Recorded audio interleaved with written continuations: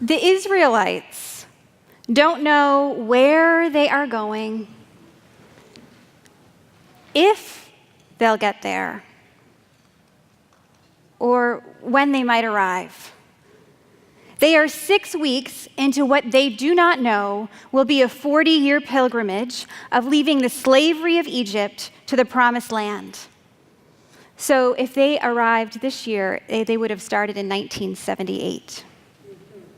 It is hot and sticky, and the emotional rush of a new adventure and leaving Egypt is eclipsed by the anxiety and moodiness that comes over our bodies when we have not eaten.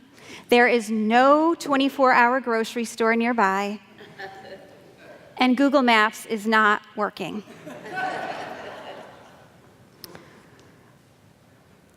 They cry out to Aaron and Moses. Now, Aaron and Moses are brothers, and it's new. They're new leaders. They've only been leaders for a very short time. And they say, why didn't God let us die in the comfort of Egypt, where there was lamb stew and all the bread we could eat? We may have been slaves, but at least we could eat. When God hears the Israelites complaining, he says to Moses, I'm going to rain down bread on you, and I will give every person enough for that day. And then Moses tells his brother Aaron to tell the people, draw near to God. God has heard you. When Aaron gives out the instructions to the whole company of Israel, they turn and face what some call the desert and other translations called the wilderness, the place with no map. And there, as they looked out in the wilderness, was God's glory seen in a cloud, as John talked about. God is saying, I hear you. I hear your complaining and your prayers. And while you are in the place with no map, not only will you feel the presence of God in a cloud, but in bread I give you every day to eat for that day. Now, there are a lot of deserts and wilderness that we can name in our lives. There is a wilderness of what is my call or vocation or job. And in New York City, we know there is a wilderness of dating. If you haven't tried it, I don't recommend it. There's no rule book in the Western society that makes sense and that doesn't have us complaining or wishing for a reliable guidebook. And then the wilderness of relationships. As we seek to communicate with longtime partners or spouses, we both bring baggage with us and different expectations of what it means to love. There is the wilderness of raising children. I have no idea how to do that. There is the wilderness of once we have the job or the calling, there are times when coworkers or maybe even a supervisor might not see all of you. There's the wilderness of heartbreak, the wilderness of loneliness, the wilderness of despair or depression. Wilderness when our bodies are sick and when our bodies are aging. Wilderness of seeking to make enough money to pay the bills in this town. And then there are the wildness of injustices in our world that criminalize brown bodies who seek to immigrate to the US, brown bodies who are simply walking down the street with iced tea and Skittles or trying to buy cigarettes. And there is the wilderness of death. And in this passage, God is saying, in your wilderness, in your desert, I am going to show up each day and give you enough for that day.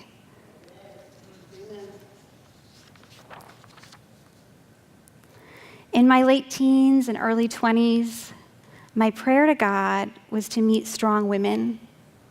I knew there'd be enough landmines in living, and I wanted some guides. And I can say, when I'm 40 and I look back, there are a group of women that I have called my circle of answered prayers. And I can name them for you. And these are the women who would hear me complain and talk about my wilderness for hours, for years. And I consider each of them bread from heaven that got me through each day. They each are miracles I asked for and would end up being there for me time after time and sustain me.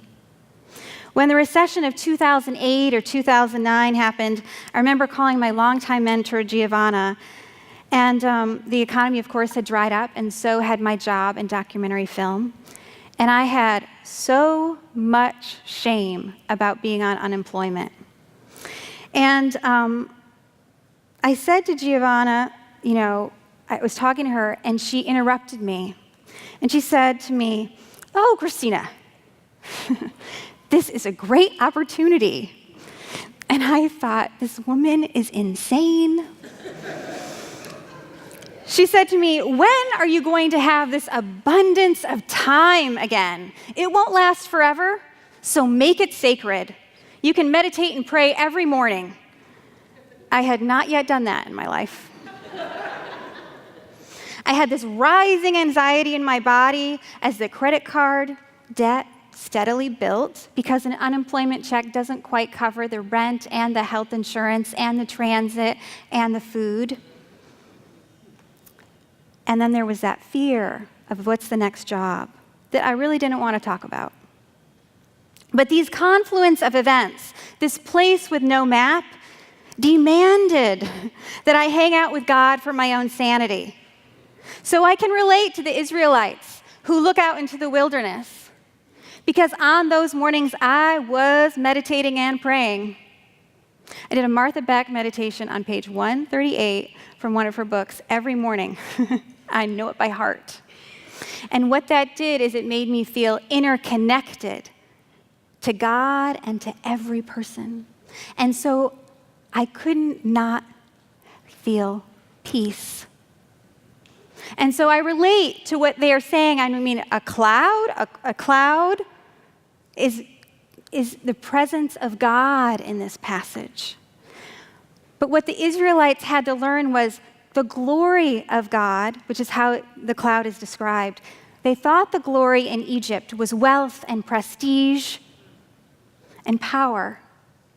But what they realized in the desert, in the wilderness of their lives, is that the dynamic relationship with God, that is where the glory lives.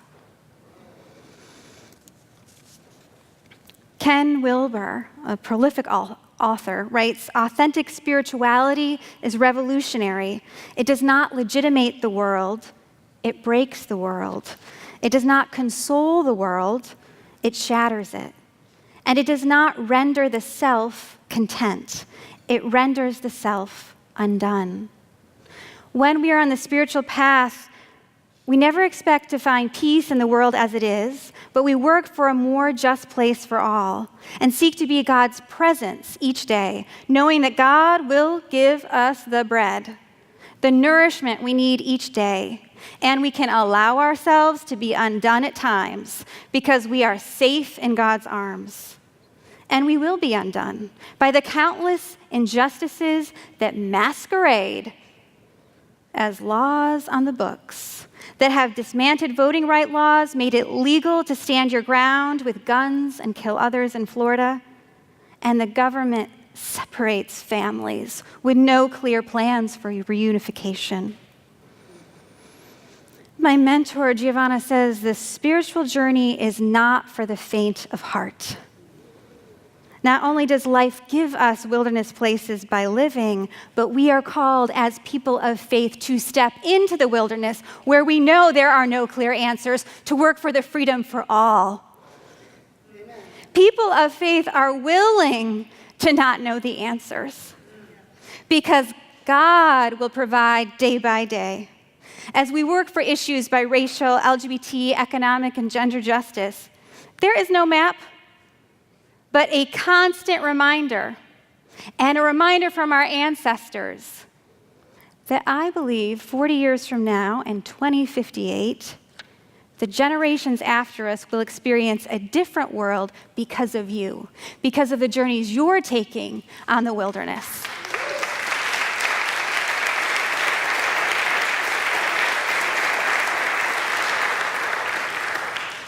The last day I preached at Middle was January 21st, and that particular date is etched in my mind because of when I got home that day. And when I got home that day, I had 2 Facebook phone calls. No one has ever called me over Facebook before. And they were from my host brothers in Kenya. And I was an exchange student in Kenya 20 years ago. I've gone to Kenya 4 times over the last 20 years, and I recorded my host mother, whose name was Amina Bakari's life stories.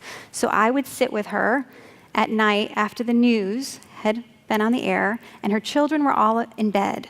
And I would sit facing the clock so she wouldn't know what time it was.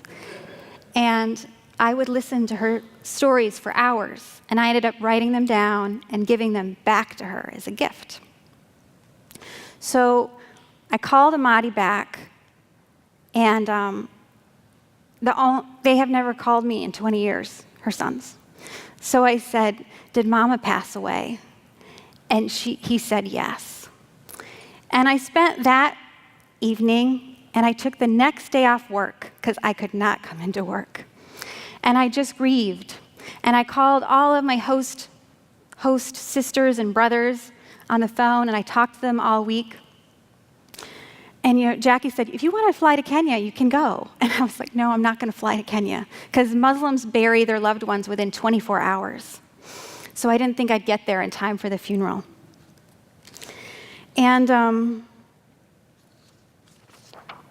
I let that grief kind of sit in my body unconsciously.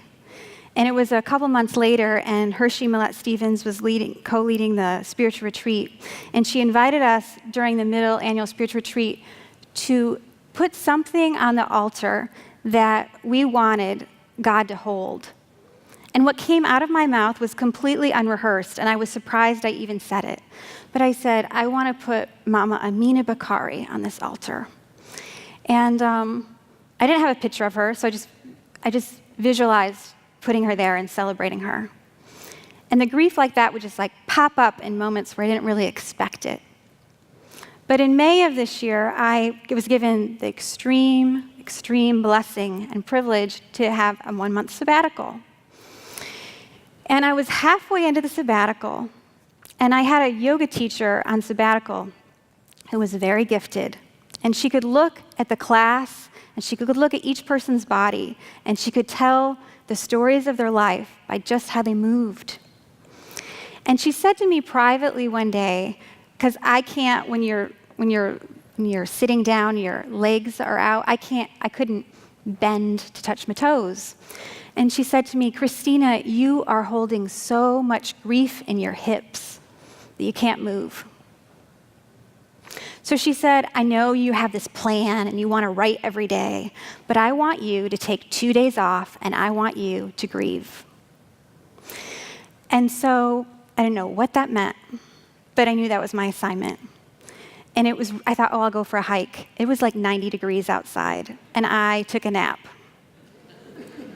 I wasn't going to go for a hike. But then as the sun set, I asked my longtime partner, Neil, we drove to the grocery store, and I bought a dozen white roses for her. And we came back to the living room, and we restructured the living room to look just like Mama's living room did 20 years ago. And I sat where Mama would always sit talking, next to the flowers and the candles I lit for her in thankfulness to God. And Neil sat diagonally from me, and I shared stories of Mama for about 3 hours. And I cried so hard that I had this huge headache. I could hardly speak anymore. And rituals are where we see God. And sometimes we can't get to the ritual, and sometimes they're not created yet, so we have to create them. And when Jackie says you're all a minister, that means you are all a minister. So never say you cannot pray. Never say you cannot claim that God is in you and that every space you can make a ritual.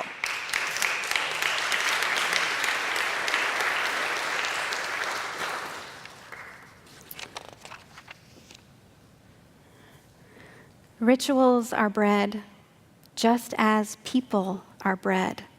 And we're given those on a day-to-day basis because God is guiding us.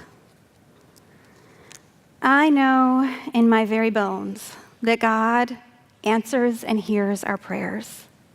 She doesn't always answer or hear our prayers with the efficiency of a fast food drive-through. But sometimes we don't want to eat that kind of food either.